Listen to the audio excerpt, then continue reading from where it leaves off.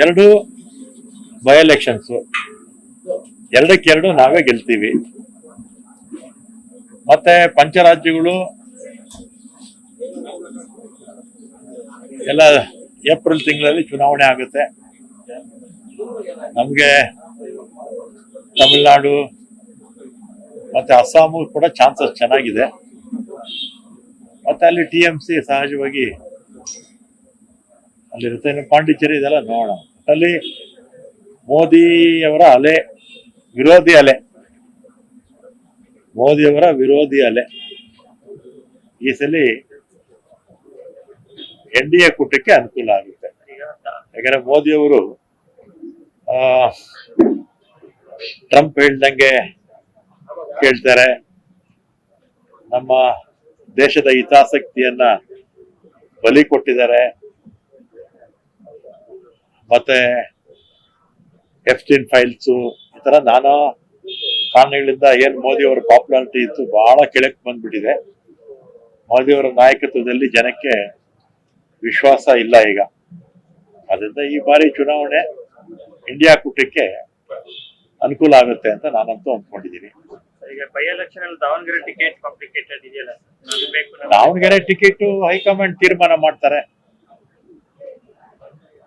Gas cylinder ವಿಚಾರಕ್ಕೆ ಬಂದಾಗ hotel ಮಾಲೀಕರೆಲ್ಲರೂ ಕೂಡ ಬೆಲೆ ಜಾಸ್ತಿ ಮಾಡ್ತಾ ಇದ್ದಾರೆ. ಆಟೋದವ್ರು ನಾವು ಯಾಕೆ ಇರುವಂತ ದರದಲ್ಲೇ ಆಟೋ ಓಡಿಸ್ಬೇಕು ಅಂತ ಆಕ್ರೋಶವನ್ನು, ಗ್ಯಾಸ್ ರೇಟ್ ಜಾಸ್ತಿ ಆಗಿದೆ, ಅವರು ಕೊಡ್ಲಿ, ರೆಪ್ರೆಸೆಂಟೇಷನ್ ಕೊಡ್ಲಿ. ಜಿಲ್ಲಾಧಿಕಾರಿಗಳು ಆಯಾ ಜಿಲ್ಲೆಯಲ್ಲಿ ಜಿಲ್ಲಾಧಿಕಾರಿಗಳು ಆಟೋ, ಟ್ಯಾಕ್ಸಿ ಇದೆಲ್ಲ ರೇಟ್ ಫಿಕ್ಸ್ ಮಾಡೋದಕ್ಕೆ ಅವ್ರಿಗೆ ಅಧಿಕಾರ ಇರುತ್ತೆ. ಅವರು ಒಂದು ರೆಪ್ರೆಸೆಂಟೇಷನ್ ಕೊಟ್ರೆ ಪರಿಶೀಲಿಸ್ತಾರೆ. ಯುದ್ಧ ಮುಗ್ದೋಗ್ಬಿಟ್ರೆ ಈ ಸಮಸ್ಯೆ ಇರೋದಿಲ್ಲ. ಯುದ್ಧ ಮುಗಿದೇ ಇದ್ರೆ ಸಹಜವಾಗಿ ಪಾಪ ಅವ್ರಿಗೂ ಕೂಡ ತೊಂದರೆ ಆಗುತ್ತಲ್ಲ. ರೆಪ್ರೆಸೆಂಟ್ ಮಾಡ್ಕೊಳ್ಳಿ ನೀವು ಸರ್. ಹಾಗೆ ಇದು CM ಔತಣ ಕೂಟ ಇದೆ ಸರ್, 5 ಸಚಿವರು ಇವತ್ತಿದೆ. ಸಾಯಂಕಾಲ 8 ಗಂಟೆ ಕರೆದಿದ್ದಾರೆ ಮುಖ್ಯಮಂತ್ರಿಗಳು. ನನಗ್ ಕರೆದಿದ್ದಾರೆ, ಎಷ್ಟು ಜನ ಕರೆದಿದ್ದಾರೆ ಗೊತ್ತಿಲ್ಲ. 16 ಜನ ಕರೆದಿದ್ದಾರಂತ ಸರ್. 5 ಸಚಿವರಿಗೆ ಮಾತ್ರ ಯಾಕೆ ಸರ್ ಡಿನ್ನರ್? ಇಲ್ಲ, ಮೊದ್ಲು ಇವತ್ತೇ ಅಲ್ಲ, ಮೊದ್ಲಿಂದ ಕೂಡ ಸೀನಿಯರ್ಸ್ ಅಂತ ಇರ್ತಾರಲ್ಲ ಅವ್ರು ಕರೆದು ಅವಾಗ 5 ತಿಂಗಳಿಗೆ 6 ತಿಂಗಳಿಗೆ ಒಂದ್ಸಲಿ ಈಗ ಅಸೆಂಬ್ಲಿ ನಡೀತಾ ಇದೆ. ವಿಪಕ್ಷದವರು ಏನೇನು ಇಲ್ಲಿ ಕಾರ್ಯತಂತ್ರ ರೂಪಿಸೋದಕ್ಕೆ ನಾವು ಕೂಡ ಮಾಡ್ಬೇಕಲ್ಲ. ಮತ್ತೆ ರಾಜ್ಯದ ರಾಜಕಾರಣದ ಬಗ್ಗೆ, ಮತ್ತೆ ಒಳ ಮೀಸಲಾತಿ ಬಗ್ಗೆ, ಮತ್ತೆ ಇನ್ನೇನಾದ್ರೂ ವಿಚಾರ ಹೇಳಿದ್ರೆ ಮುಖ್ಯಮಂತ್ರಿಗಳು. ಕಾರ್ಯತಂತ್ರ ಬರೀ ರಾಜ್ಯ ರಾಜಕಾರಣದ ಸರ್, ಮತ್ತೆ ಪಂಚರಾಜ್ಯಗಳ ಚುನಾವಣೆ, ಪಂಚರಾಜ್ಯಕ್ಕೆ ಸಂಬಂಧ ಇಲ್ಲ.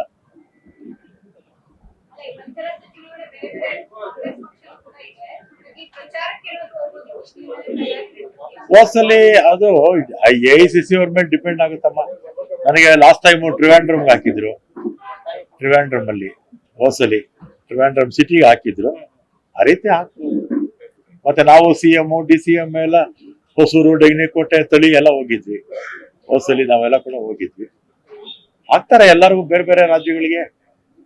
ಸ್ವಲ್ಪ ಹಿಂದಿ ಎಲ್ಲ ಚೆನ್ನಾಗಿ ಮಾತಾಡೋದ್ರವ್ರಿಗೆ, ಈ ಕಡೆ ತಮಿಳು ಮಾತಾಡೋಕೆ ಬರೋರಿಗೆ ನೋಡ್ಕೊಂಡು ಹಾಕ್ತಾರೆ. GBA ಎಲೆಕ್ಷನ್ ಹೇಳ್ಬಿಟ್ಟಿದಾರಲ್ಲ, FPCA ಮಾಡೇ ಮಾಡ್ತೀನಿ ಎಲೆಕ್ಷನ್ ಅಂತ. ಆದಷ್ಟು ಬೇಗ GBA ಚುನಾವಣೆ ಆಗ್ಬೇಕು. ವಾರ್ಡ್ ವಿಂಗಡಣೆ ನಿಮ್ ಇಷ್ಟ ಬಂದಂಗೆ ಮಾಡ್ಕೊಂಡಿದೀರಿ ಅಂತ BJP ಈಗ ವಾರ್ಡ್ ವಿಂಗಡಣೆ ಆಗಿದೆ. ಅಬ್ಜೆಕ್ಷನ್ ಹಾಕೋದಕ್ಕೆ ಅವ್ರಿಗೂ ಕೂಡ ಕಾಲಾವಕಾಶ ಕೊಟ್ಟಿದ್ವಿ ಅಲ್ವಾ. ಅವರು ವಾರ್ಡ್ ವಿಂಗಡಣೆ ಮಾಡಿದಾಗ ನಾವು ಕೂಡ ಅವ್ರ ಮೇಲೆ ಇದೇ ರೀತಿ ಅಲಿಗೇಷನ್ ಮಾಡಿದ್ವಿ. ಮತ್ತೆ ಅವರೇನು ಹೇಳ್ತಾರೆ, ಅವ್ರ ಹಿಂದೆ ಅಧಿಕಾರದಲ್ಲಿದ್ದಾಗ ಏನ್ ಮಾಡಿದ್ರು ಅನ್ನೋದು ಅವರು ಕೂಡ ಯೋಚನೆ ಮಾಡ್ಲಿ ಸ್ವಲ್ಪ. ನಾವು ಇರೋದ್ರಲ್ಲಿ ಕರೆಕ್ಟ್ ಆಗಿ ಮಾಡಿದೀವಿ ಅಂತ ನನ್ನ ಅಭಿಪ್ರಾಯ. 5-5 ಗೆಲ್ತಿದೆ ಸರ್ GBA. 5-5 GBA ನೀವೇ 5-5 ಗೆಲ್ಬೇಕು ಅಂತ ಪ್ರಯತ್ನ ಮಾಡ್ತೀವಿ.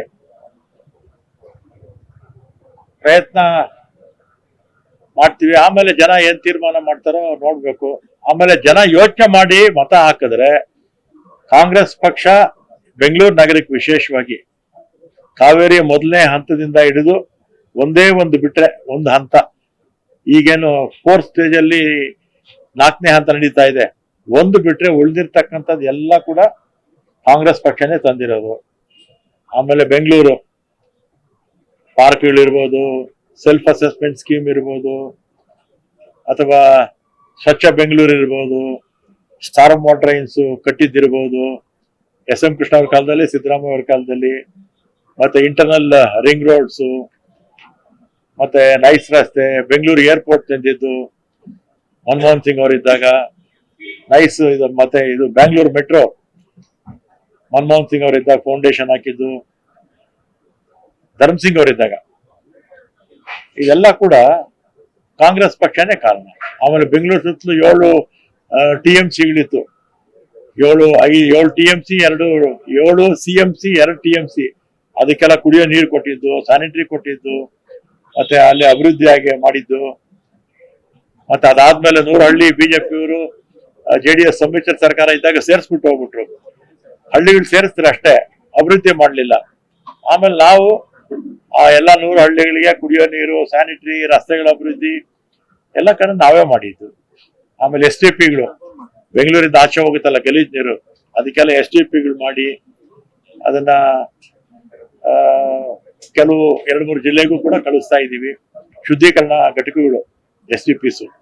ಇದೆಲ್ಲ ಕೂಡ ಕಾಂಗ್ರೆಸ್ ಪಕ್ಷ. ಇದೆಲ್ಲ ಯೋಚನೆ ಮಾಡಿದ್ರೆ ಕಾಂಗ್ರೆಸ್ ಪಕ್ಷಕ್ಕೆ ಜನ ಮತ ಹಾಕ್ಬೇಕು. ಜನ ಸರಿಯಾಗಿ ಯೋಚನೆ ಮಾಡದೆ ಬೇರೆ ಮಿಸ್ಗೈಡ್ ಮಾಡ್ತಾರಲ್ಲ ಬಿಜೆಪಿಯವರು, ದಾರಿ ತಪ್ಪಿಸೋ ಕೆಲಸ ಯಾವಾಗಲೂ ಮಾಡ್ತಾರೆ. ಮೋದಿ ಅವರಿಂದ ಹಿಡಿದು ಎಲ್ಲರೂ ಕೂಡ ದಾರಿ ತಪ್ಪಿಸೋ ಕೆಲಸ ಮಾಡ್ತಾರೆ. ದಾರಿ ತಪ್ಪಿದ್ರೆ ಜನಕ್ಕೆ ತೊಂದರೆ ಅಷ್ಟೇ, ಅವ್ರಿಗೆ ಏನೋ ಕೆಲಸ ಕಾರ್ಯಗಳು ಏನೂ ಆಗಲ್ಲ.